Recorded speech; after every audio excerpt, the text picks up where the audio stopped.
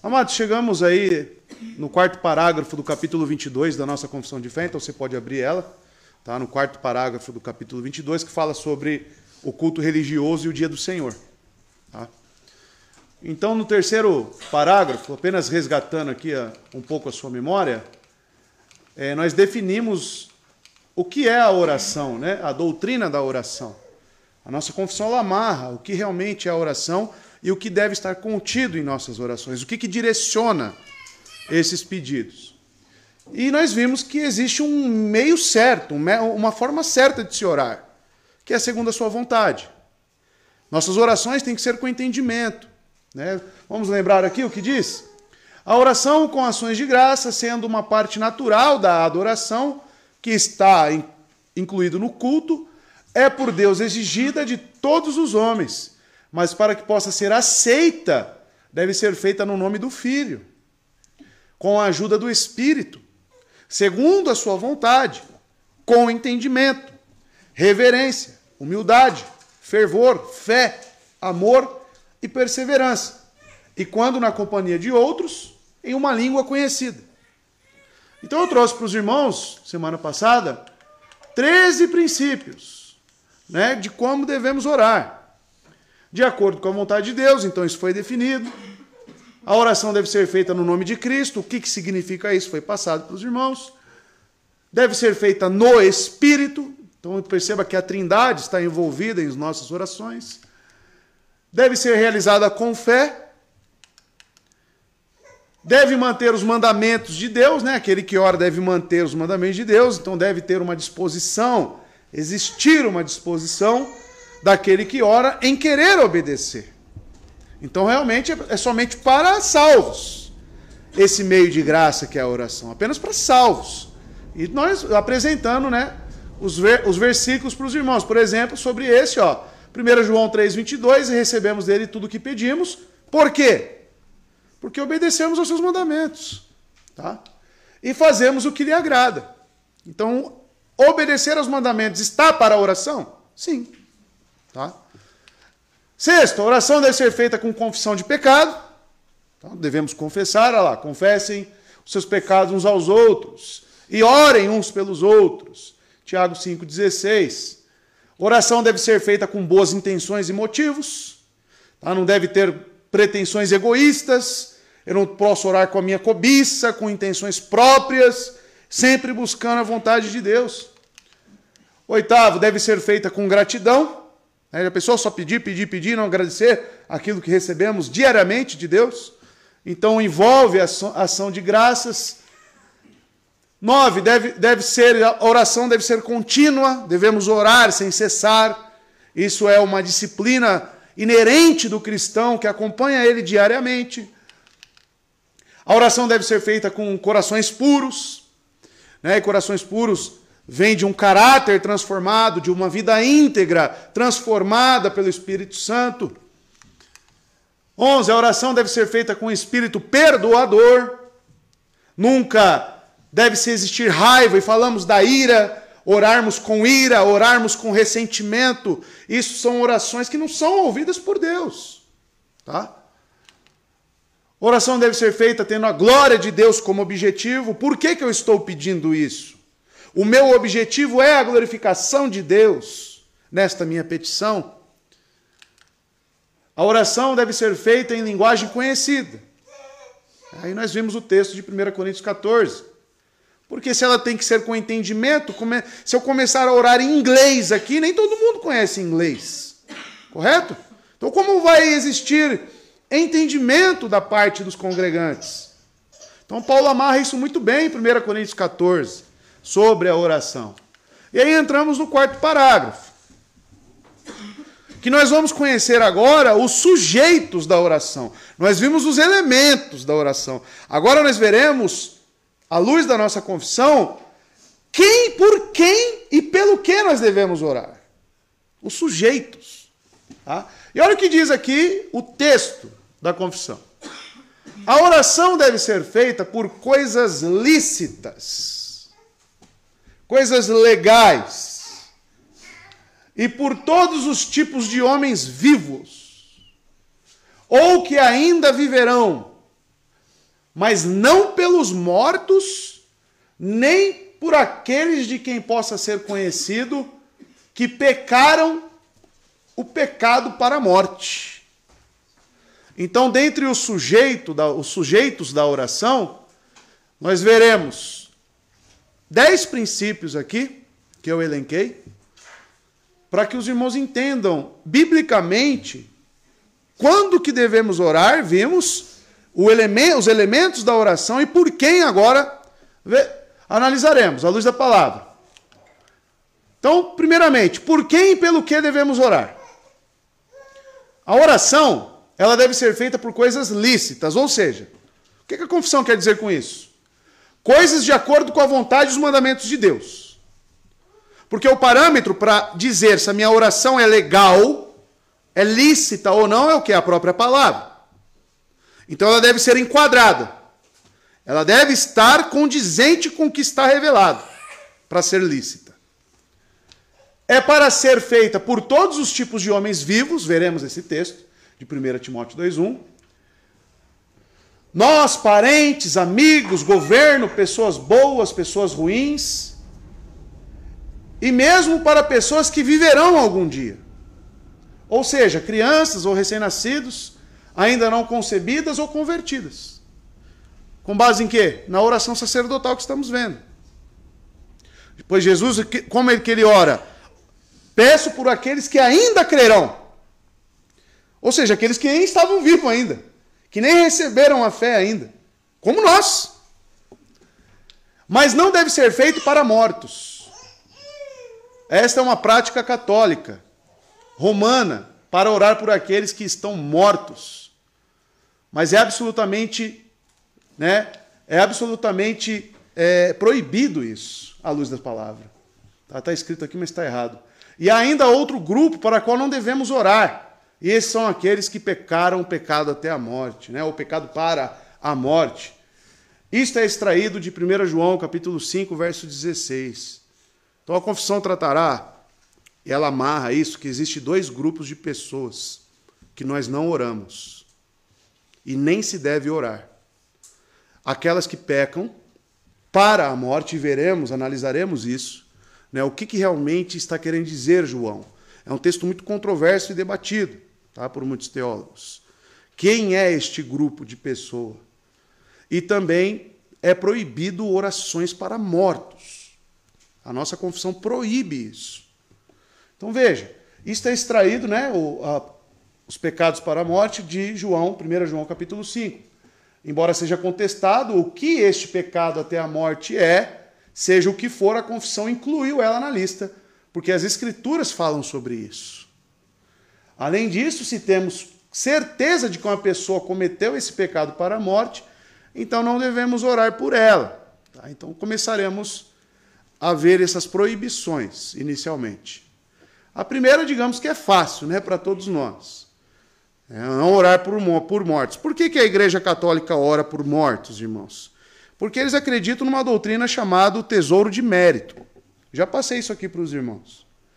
Se uma pessoa ela for uma pessoa piedosa e fizer muitas boas obras em sua vida, ela acumula nos céus méritos, a ponto de conseguir interceder por aqueles que estão na terra, mesmo morta, com base nesse tesouro de mérito que ela acumulou. Então a Igreja Católica ela crê nisso. Por isso que elas oram por mortos, por pessoas, santos, para que eles intercedam por nós. Colocam Maria nisso, enfim. Isso é uma doutrina chamada doutrina tesouro de mérito. Então, como enxergamos isso? Como heresia. Não seguimos isso. A oração só deve ser feita por pessoas vivas ou aqueles que ainda viverão. Crianças não nascidas. Não deve ser feito para os mortos, porque não temos nenhum comando ou exemplo para fazer isso nas Escrituras. Além disso, não adianta orar por eles.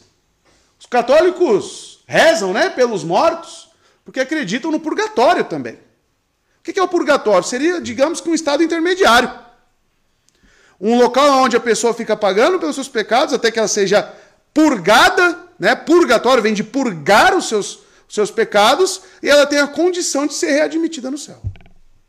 Então, purgatório é também uma doutrina católica romana, do qual a Bíblia não sabe nada. Você já viu alguma coisa relacionada a isso na Bíblia? Purgatório? Não. Pensando que, por suas orações, eles poderiam aliviar o sofrimento de seus entes queridos. Nenhuma oração ajudará aqueles que passaram para a eternidade sem Cristo. Porque seu destino está selado. Peço ajuda dos irmãos, senão eu não consigo aqui e fica atrapalhando o vídeo também, por favor. Tá? E as pessoas que acompanharão depois as gravações da confissão de fé, tá? Nenhuma oração, amados, será necessária para aqueles que estão nos braços de Cristo, pois eles já estão abençoados para sempre e aguardam a ressurreição. Por que eu devo orar para alguém que já morreu e eu sei realmente que a vida dessa pessoa foi uma vida devota a Cristo? Foi uma vida de fé. Na verdade, quando ele morreu, ele foi a maior bênção que ele poderia receber. Estar nos braços de Cristo. Então não tem mais orações a serem feitas por essa pessoa. Ele já está com o eterno. Agora, e aqueles que já foram condenados para o inferno? Já passaram pela sentença de Deus. Cristo é bem claro. Aquele que crê já está salvo. E aquele que não crê já está condenado. Então as Escrituras são claras para nós nesses aspectos, irmãos. Nenhuma oração será necessária para aqueles que estão nos braços de Cristo, pois eles já estão abençoados para sempre e aguardam a ressurreição. E Davi sabia. Um texto interessante de 2 Samuel é que Davi sabia que enquanto o seu filho estivesse vivo, o filho que foi retirado por Deus, o primeiro filho com Betseba, que Deus o matou, certo? Ele disse, amados, que enquanto seu filho estivesse vivo, ele poderia orar. Mas uma vez que ele morreu, não havia mais necessidade de orar. Tanto que ele retorna às suas atividades logo após o seu filho morrer. Então Davi entendia esse princípio? Entendia. Tá? Claramente. Analisemos alguns sujeitos de nossas orações. Então aqui eu vou começar, após esse slide, claro, os sujeitos. Mas veja, o outro ponto, esse aqui é um ponto que eu quero que os irmãos prestem atenção. Não oramos por aqueles que cometem pecados que levam à morte. Então o grande dilema é: que tipo de pecados são esses? Quem está enquadrado nesses tipos de pecado? Tá bom? João tem em vista aqui pessoas que cometem pecados conscientes, porque o texto é tirado justamente de 1 João 5. Tá? Tem em vista aqui pessoas que cometem pecados conscientes e impenitentes. O que é algo impenitente? É algo que não é acompanhado de arrependimento. É algo deliberado. É algo que a pessoa realmente quer, deseja e permanece. A morte em tela não está relacionada à morte física. É o que nós devemos prestar atenção. Mas sim espiritual. Logo, os pecados que levam à morte são pecados deliberados, premeditados. E um texto que vai trazer luz para nós sobre esse texto é Hebreus capítulo 6, verso 4. Já preguei aqui aos irmãos, mas acredito que vale aqui a leitura novamente, Hebreus capítulo 6. Palavras fortes também.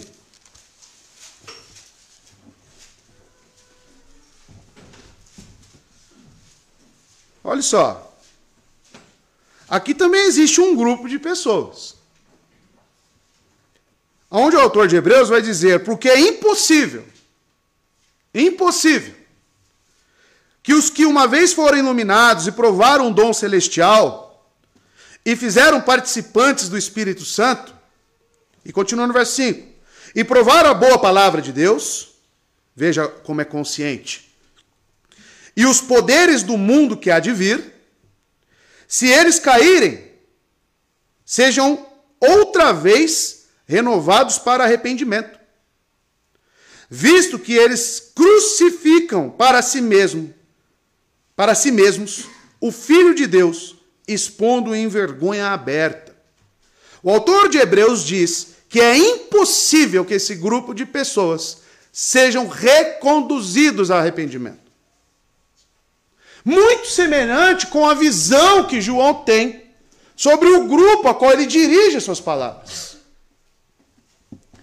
Isso, amados, continuando, tanto que ele contrasta, veremos o texto, ao chamar irmãos por este, e justamente para estabelecer a diferença entre os impenitentes. Essas são pessoas que negam as Escrituras e o sacrifício de Cristo.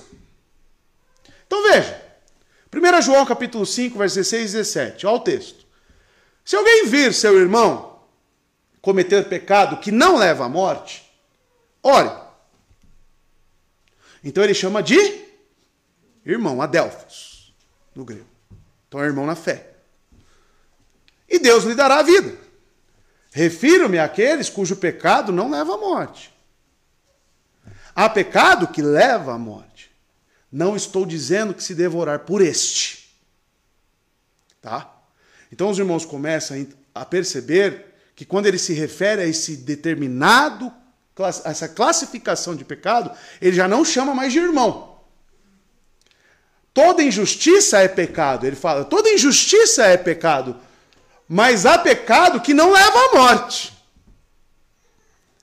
Então, amados, à luz de outros textos também, né, como Pedro diz, aqueles que retornam para a sua vida regressa, aqueles que são comparados como cães que retornam ao próprio vômito, conhece esse texto?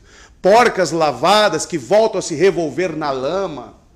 Então Pedro é muito categórico também com essa classificação de pessoas. E nós sabemos que em Hebreus, muitas pessoas que conheceram o Evangelho retornaram para onde? Para o judaísmo. Ou tentaram mesclar, né, a fé cristã com o judaísmo, se tornando assim os judaizantes. A qual, coincidentemente, Paulo também chama em Gálatas de falsos irmãos. Então veja bem, quem são esses que cometem pecado para a morte? Como está classificado, amados, à luz de Hebreus capítulo 6. Pessoas conhecedoras.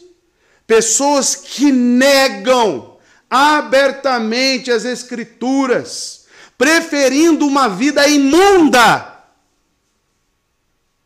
Ou uma vida por obras, pelos próprios méritos, negando o sacrifício de Cristo. Essas são as pessoas. Porque, como já falamos, batemos muito nessa tecla quando eu expus Hebreus 6. O que eu vou pregar, por exemplo, para Caio Fábio? Que foi um dos proeminentes pregadores do Brasil. Presbiteriano. Você vai chegar para ele e vai pregar o quê? Ele vai falar, eu já sei. Então por que você está nessa vida? Porque ele quer. Porque ele deseja. Então existe, amados, eu quero colocar bem claro para os irmãos que existe um certo grupo que nem oramos. Nem oramos. Tá? É proibido à luz das Escrituras e também pela palavra de Deus. Agora, irmãos, você pode pensar, mas quantas pessoas negam a palavra de Deus lá fora?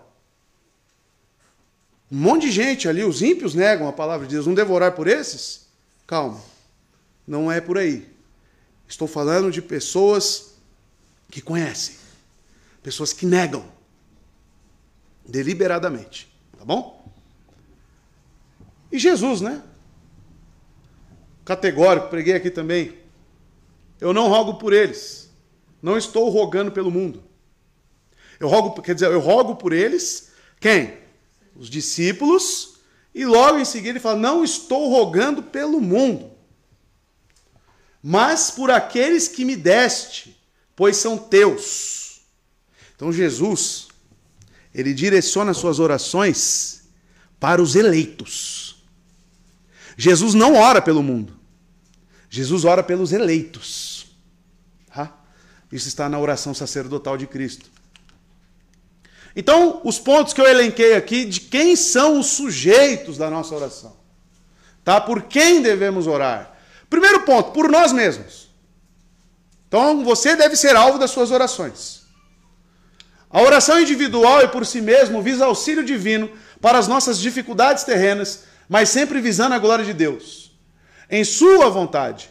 Oramos por nós, pois somos fracos e necessitados. Desta forma, buscamos fortalecimento na fonte eterna. Também oramos, pois estamos em uma presente era má. Assim sendo, precisamos que Deus nos livre do mal. E Cristo nos apresenta, na oração do Pai Nosso, esta cláusula: nos livre do mal. Tá? Ou seja, oramos individualmente por nós. Alguns textos, 2 Coríntios 12, né, Paulo: para impedir que eu me exaltasse por causa da grandeza dessas revelações, foi-me dado um espinho na carne, um mensageiro de Satanás para me atormentar. 3 vezes roguei ao Senhor que tirasse, olha lá, olha os pronomes, de mim. Então ele está orando por quem aqui, Paulo? Por ele mesmo. Tá? E Hebreus 5, né, durante os seus dias de vida na terra, Jesus ofereceu orações e súplicas em alta voz com lágrimas, àquele que podia salvar da morte, sendo ouvido por causa da sua reverente submissão. Jesus orou por si mesmo? Pela obra que ele estava executando? Ele pediu forças ao Pai. Ele sim orou. Segundo ponto, oramos por companheiros crentes. Tá? Os nossos irmãos na fé são objetos de nossas orações, pois temos afetos e bons desejos por eles, assim como necessitamos de auxílio divino. Então, quando eu olho para mim mesmo, eu preciso. Quem dirá, meu irmão? Compartilha das mesmas necessidades que eu? Compartilha. Então, eu devo orar por ele? Sim. Nossos irmãos também necessitam, tendo em vista um bem comum, que todos nós estejamos juntos, reunidos na eternidade e sejamos preservados até lá. Então, se eu preciso ser preservado em santidade, eu desejo isso também para a irmã Fabiane, para o meu irmão Felipe, para que todos nós possamos caminhar juntos e chegar até lá. Então, oramos pelos nossos companheiros crentes. Tiago, né? Claro. Portanto, confesse seus pecados uns aos outros e orem pelos outros para serem curados. A oração de um justo é poderosa e eficaz. Romanos capítulo 1, né? Verso 9 e 10. Deus, a quem sirvo de todo o coração, pregando o evangelho de seu Filho, é minha testemunha de como sempre me lembro de vocês em minhas orações. E peço que agora, finalmente, pela vontade de Deus, seja me aberto o caminho para que eu possa visitá-los. Paulo orava por aqueles que ele pregava o evangelho e chegavam realmente à conversão? Orava, tá? Então, companheiros crentes. Aí eu pergunto, você tem orado pelos seus irmãos? Pelos seus companheiros crentes? Oração, nas suas orações devem estar contidos os ministros da palavra, tá? Os verdadeiros. Não teria problema nenhum você orar por até pastores que não são seus pastores, mas pessoas que estão pregando o evangelho genuíno, que estão prestando um verdadeiro serviço para Deus aqui nesta terra. Vamos ver.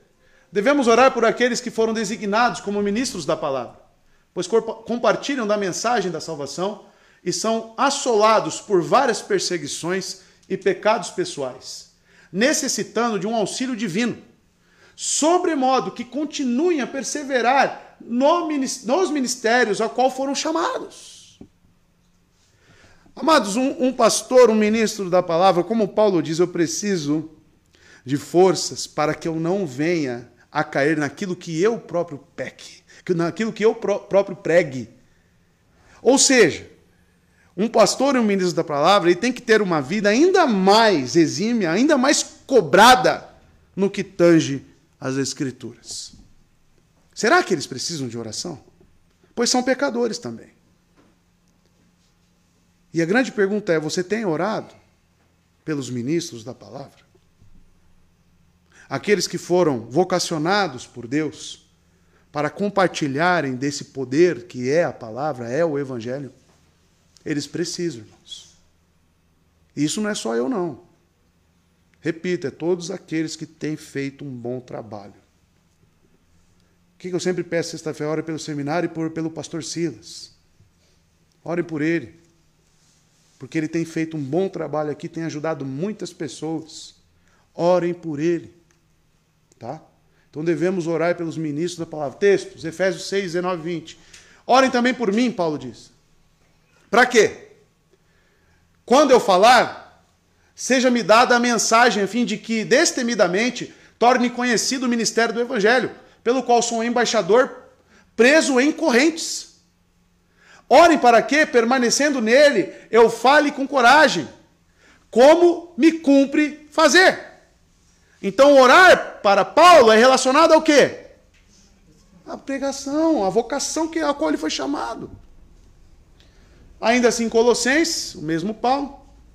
Ao mesmo tempo, orem também por nós. Aqui ele inclui mais pessoas. Para que Deus abra uma porta para a nossa mensagem. Olha só. A fim de que possamos proclamar o mistério de Cristo, pelo qual estou preso. E justamente por esta mensagem ele passou por muitas prisões. Então orem pelos ministros da palavra. Os recém-convertidos. Tá? Encontramos textos bíblicos onde é informado a nós que as nossas orações devem ter um foco especial também naqueles que são neófitos na fé.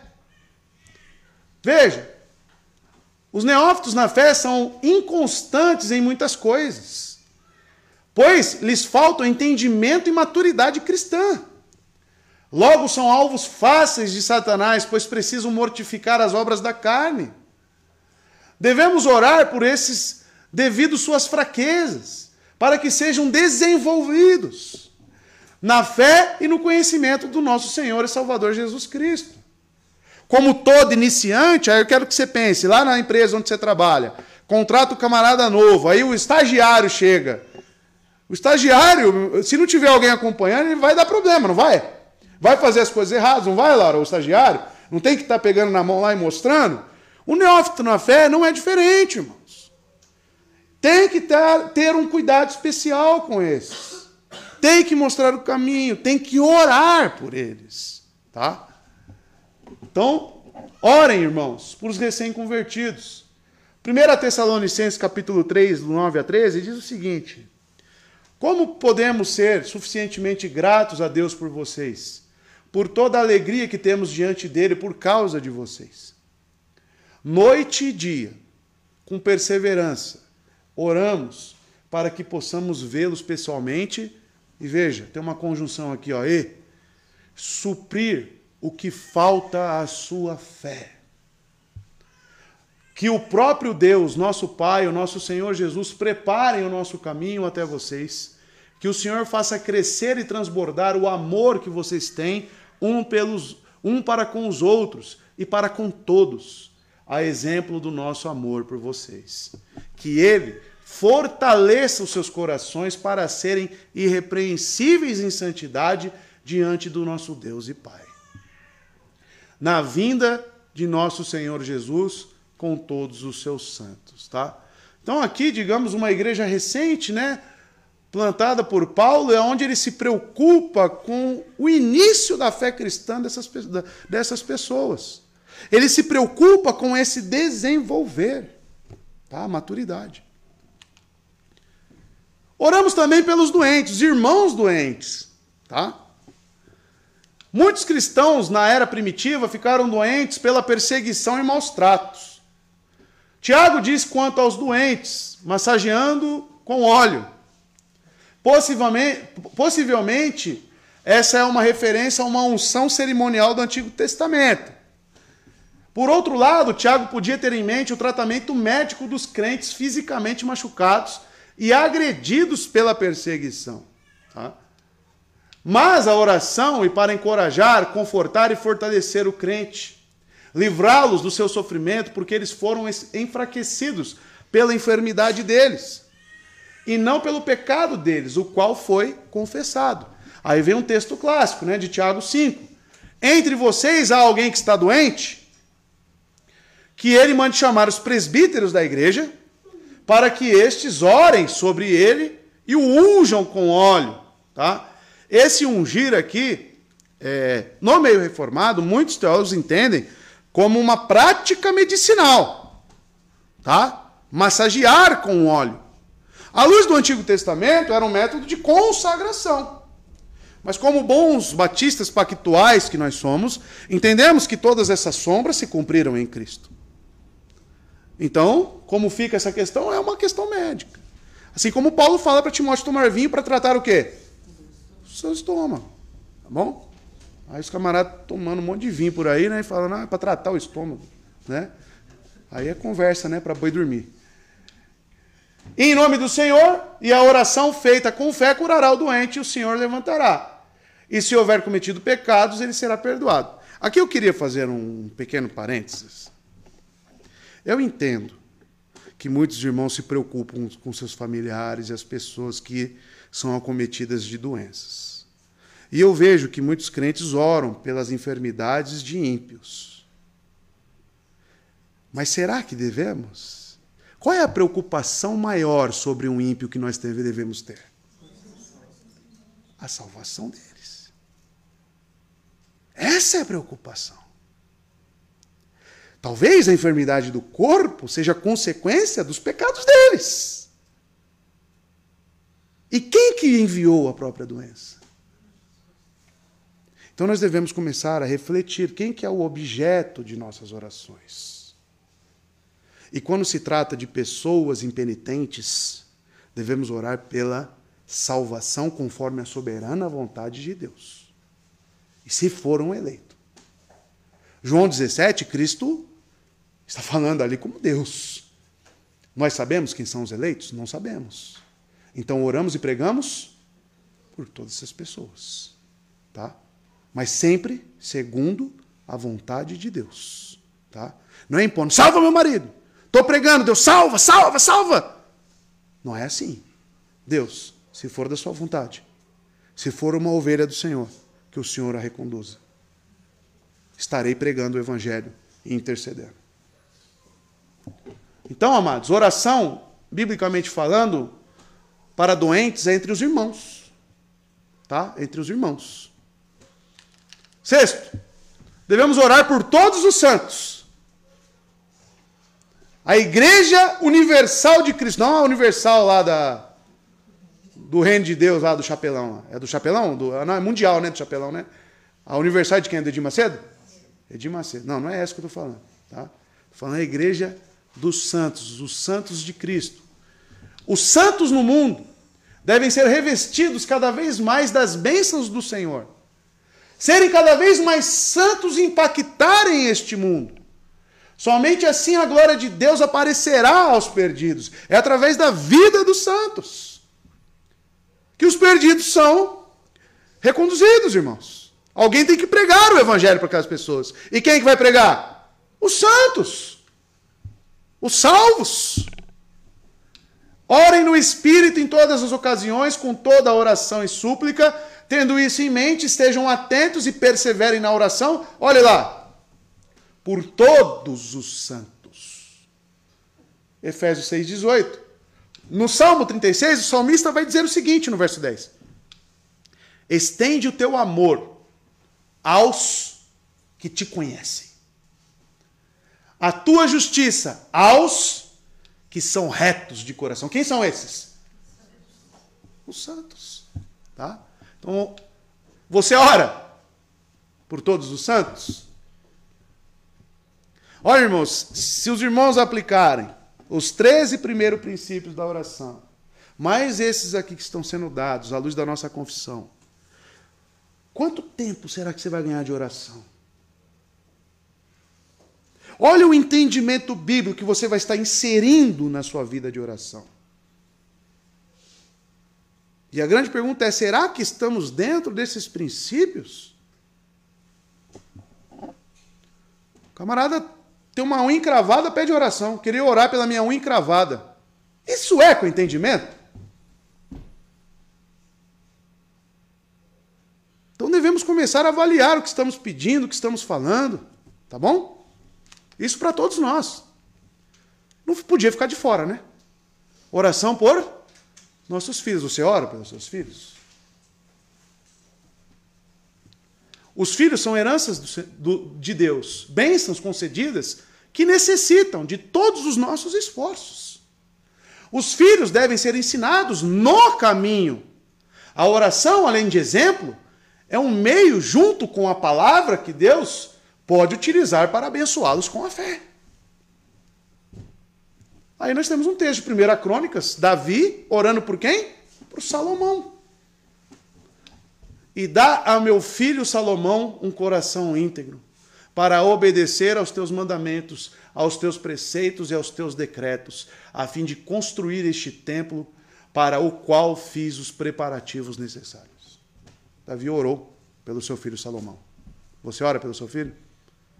Você dá um bom exemplo? Seu filho te vê orando. Isso é importante, irmãos. Assim como ele vê você na igreja adorando, mas digamos que na igreja todo mundo é crente, né? E em casa? Seu filho te vê adorando? Seu filho te vê orando? Porque é ensinar no caminho. A ideia de ensinar no caminho é você pegar ele pela mão e ir mostrando pelo exemplo tudo como é que se faz. E a oração está nisso. Ore pelos seus filhos. 8. Governantes. Você ora pelos governantes ou fica só lá na internet debatendo lá quem tem que ganhar a eleição? Os que já estão governando. É sujeito, é o alvo de suas orações diárias? Pois devemos orar por esses também. Orar pelos governantes é sensato, mesmo na melhor das democracias. Não podemos garantir que os governantes eleitos vão ser pessoas do bem. Podemos ser enganados por mentirosos e trapaceiros. Isso é o que mais acontece no Brasil, né? O nosso candidato preferido pode perder. Não podemos mudar essa realidade, mas podemos ter influência de outra maneira. Sabe qual? Orando. É bíblico, com certeza. 1 Timóteo, capítulo 2, verso 1 a 3. Antes de tudo, recomendo que se façam súplicas, orações, intercessões e ação de graças por todos os homens, pelos reis e por todos os que exercem autoridade, para que tenhamos uma vida tranquila e pacífica, com toda a piedade e dignidade. Isso é bom e agradável perante Deus, nosso Salvador. Isso é bom, isso é agradável ao nosso Deus. Então, amados, as eleições estão vindo aí, né? Então, indiferente, o nosso candidato pode perder, ou o seu candidato, indiferentemente. Mas o fato é, orar por quem quer que seja que esteja no poder, isso não é uma opção sua. Ah, eu odeio aquele cara. É estranho até mesmo um cristão falar isso, né? Nós devemos orar. O nosso impacto será através da oração. Tá bom? Então, essa é também um alvo, né? Esse também é um alvo, um objeto das nossas orações. Os nossos governantes, seja estadual, seja municipal, seja a nível nacional, tá? Os nossos governantes. Nossos inimigos. Sabia que você deve orar pelos seus inimigos? Pelos perseguidores? Por quem te odeia? Você ora pelo seu inimigo? Seja sincero, fala a verdade, hein? Você ora pelos seus inimigos? Quem te maltrata, quem te xinga, essas pessoas. Você ora. Principalmente no que tange ao Evangelho. Pois bem, irmãos. Jesus nos ensinou a orar por aqueles que nos perseguem. Ao mostrar seus discípulos como se comportarem diante dos outros. O nosso mestre disse que a tradição de odiar aqueles que nos perseguem não provém de Deus. O ensino de Cristo nos direciona a amar nossos inimigos e a orar por aqueles que são nossos inimigos. Certamente sabemos que isso não é fácil. Por isso, a oração pelos inimigos, antes de tudo, é um clamor a Deus por nossas vidas. Precisamos rogar ao Espírito Santo que quebre a dureza dos nossos corações e nos ensine a amar aqueles que nos odeiam. Tá? O texto, Lucas 6,28, abençoe os que os amaldiçoam. Então você recebe, né, coisas ruins de uma pessoa. O que você deve oferecer a elas? Bênçãos. Tá? Orem, olha lá a palavrinha mágica aqui, né? Orem por aqueles que os maltratam. Estevão, o próprio Cristo, morrendo, sendo apedrejado, Estevão, o que ele fala para Deus? Perdoa-os. Ora pelos seus inimigos. Tá? Um cristão deve olhar para os inimigos, amados, com um olhar de misericórdia. Porque nós que entendemos a questão da depravação total e do estado dessas pessoas, jamais podemos levar para o lado pessoal. Por mais que nos atinja individualmente, mas elas agem segundo uma natureza não transformada. O que elas precisam? De graça e misericórdia. É como eu digo para muitas mulheres em julgo desigual. Ah, pastor, elas vêm, pastor, meu marido não muda, meu marido só está piorando. E eu falo, e vai piorar mais. O que você pode esperar de uma pessoa que não tem Cristo? O pior! Uma pessoa que é levada pela própria natureza pecaminosa. Você vai esperar o quê? Amor? Cuidado? Cumplicidade? O quê? Então nós oramos para essas pessoas para que elas sejam alvo da misericórdia de Deus, conforme a vontade dele. E não com raiva e querendo retribuir o mal com o mal. Então eu sei que isso talvez não seja fácil para muitos. E se não for, você precisa orar a Deus para que isso seja trabalhado no seu coração. Tá? Ainda assim, Mateus 5, versos 43 e 44. Vocês ouviram o que foi dito, então ele está se referindo aos ensinos farisaicos. Ame ao seu próximo e odeie o seu inimigo. Mas eu lhes digo, amem os seus inimigos e orem por aqueles que os perseguem. Tá? Amem seus inimigos. Muitas pessoas falam, não, eu perdoo, mas não quero perto. Né? Já ouviu isso? Eu perdoo, mas não frequente mais o mesmo lugar que eu. Então toma cuidado com isso. Para realmente ver se você não odeia essa pessoa. Tá? Não estou falando de associação, porque a Bíblia também nos informa sobre a associação com os incrédulos. Não é sobre isso. Mas eu estou falando o que está residindo no coração do cristão. Se é ódio, se é mágoa. Um cristão ele trabalha com base naquilo que ele recebeu de Cristo. Perdão e misericórdia. Tá?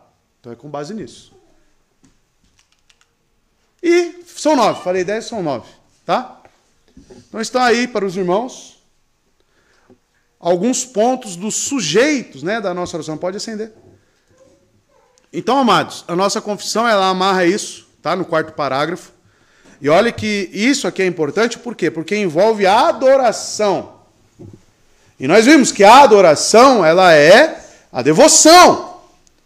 É esse prostrar-se perante Deus. Uma vida de servidão. Já definido aqui, né, nos slides. Então, amados, que possamos, no que tange a oração, direcionar à luz da Bíblia o que falamos, o que pedimos ao Senhor. Tá? Esse é o ensino do quarto parágrafo. Tá bom?